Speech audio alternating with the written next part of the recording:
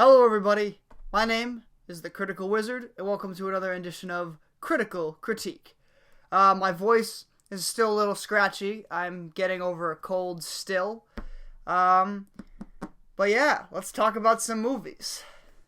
This past weekend, I had the opportunity to go to Rhode Island Comic Con.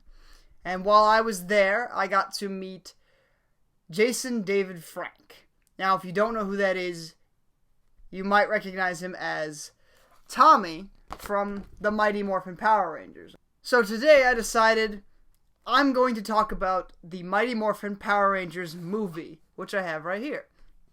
This movie is from 1995, and it was a really good movie when it came out. And once again, like the Transformers movie, this was a large portion of my childhood. And it's funny, I'm looking at the box art right now, and the monster that's on the side here, that monster doesn't appear until the Turbo Power Rangers movie, and even so, it only showed up at the end. Like, this box art doesn't even have Ivan Ooze on it at all. And that's why it's, I mean, in terms of just, like, box art, that's kind of funny. They don't even have the monster in the movie on here.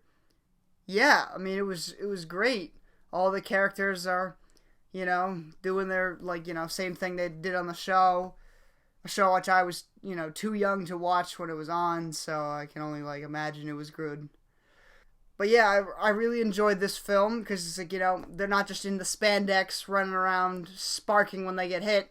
They have, full body armor. They actually, fight a lot outside of the costumes too, because it's not all just the pre-recorded Japan footage of the same show. I guess one of the reasons I enjoy the movie so much is because of the premise behind the movie. It's not that it's like they need to just turn into the Power Rangers and stop Ivan Ooze, and that's, it, wash hands, walk out.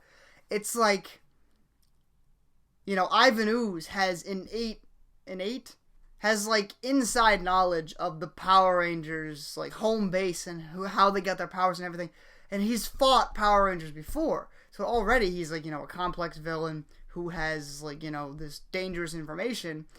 But he actually in the first encounter with the Power Rangers and him, he just leaves because he's like, you know what, I know how to beat you guys, I'm gonna go do that. So he leaves. They're fighting off his minions and whatnot.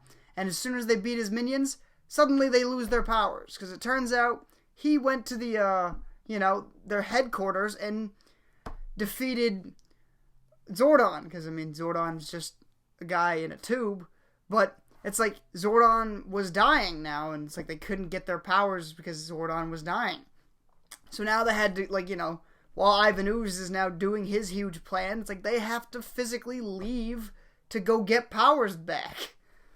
It was that aspect behind the movie where it's there was a bigger threat of just, we turn into the Power Rangers and it's done in 30 minutes with commercials. No, it was there was actually stakes behind this, and it was they had to go and earn their powers back, so to speak. And it's they had to prove that they were more than just their Power Ranger forms. It's the people behind them, there was a reason why they were chosen.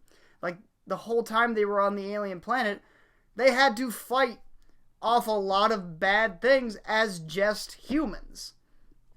And I really thought that was a cool aspect as a kid. It's you have all the characters doing cool stuff as just normal people. They're not even superheroes at this point.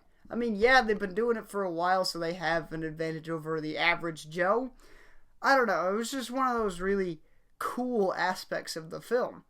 And of course, the ending battle with, they get the brand new Megazords, and they get to fight the different, bug monsters, and then they have to fight Ivan Ooze.